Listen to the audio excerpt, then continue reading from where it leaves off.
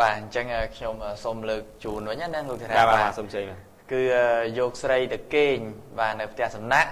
ទាស់ពាក្យសម្ដីបាទគ្នាបង្កឲ្យមានអំពើហិង្សារវាងបាទកូនចៅនិងថៅកែបាទសំទោសបាទកូនចៅបាទហើយនឹងភ្ញៀវបណ្ដាលឲ្យបាយក្បាលខាងកូនចៅម្នាក់ហេតុការណ៍នេះបានកើតឡើងកាលពីវេលាប្រមាណជាម៉ោង 9:45 នាទីនៅយប់ថ្ងៃទី 26 ខែកញ្ញាឆ្នាំ 2014 សន្ធិដ្ឋក្នុងភូមិត្រពាំងបាទគឺត្រពាំងលវាសង្កាត់កកាបខណ្ឌពោធិ៍សែនជ័យរាជធានីភ្នំពេញបើតាមសាកសីនៅកន្លែងកើតហេតុបានឲ្យដឹងថាមុនពេលកើតហេតុគេបានឃើញភ្ញៀវមិនមួយក្រុមគឺមានស្រីមានប្រុសចូលទៅផ្ទះសំណាក់ដែលមានឈ្មោះថាមេងមានជ័យបាននោះក៏បានបន្តិចក៏បានឆ្លោះប្រកែកគ្នាខ្លាំងខណៈនោះក៏មានការបាទផ្ទុះសារាយគ្នារវាងបាទកូនចៅនិងភ្ញៀវក៏បានបណ្ដាលឲ្យមានខាងកូនចៅហ្នឹងបាទ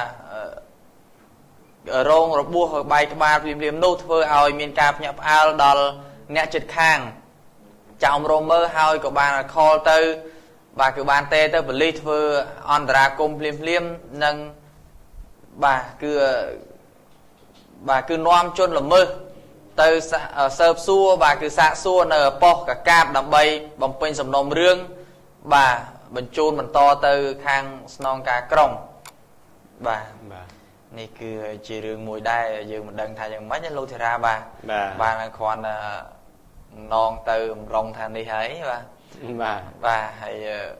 ក៏មិនដឹងថាមានរឿងអីឆ្លោះប្រកែកគ្នាណាបាទហើយយើងឃើញហើយជាមួយទៅហ្នឹងគឺគ្នាមួយក្រុមហើយមួយក្រុមហ្នឹងគឺយើងមិនដឹងថាប្រហែលអ្នកទេតែគាត់ដឹងថាមានស្រីមានប្រុសបាទហើយដល់ទៅមានស្រីមានប្រុសបាទយើងអត់ដឹងថាគាត់ទៅធ្វើអីដែរបានតែសំណាបាទអញ្ចឹងរឿងហេតុនេះបាទគឺជារឿងមួយដែលក៏យើងមិនទាន់ដឹងថាតើមូលហេតុពិតប្រាកដដែលបង្កឡើងឲ្យមានបាទជាចំនួននឹងការឡើងគឺមិនដាល់មកពីអ្វីនោះទេបាទគឺគាត់តាមការបញ្ជាក់ដែលបងប្អូនជាប្រុសដែលគាត់រស់នៅកន្លែងហ្នឹងគាត់បានបញ្ជាក់ថាដំបូងគឺគាត់បានឃើញបាទ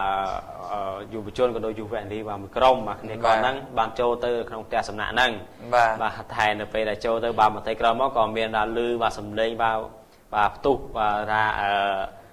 កំហឹងឡើងណាបាទវាគ្នាបាទផ្អើលក៏បណ្ដាលឲ្យថាបងប្អូនជាប្រុសគាត់ផ្អើលទៅឆោឡោបាទចោមរោមមើល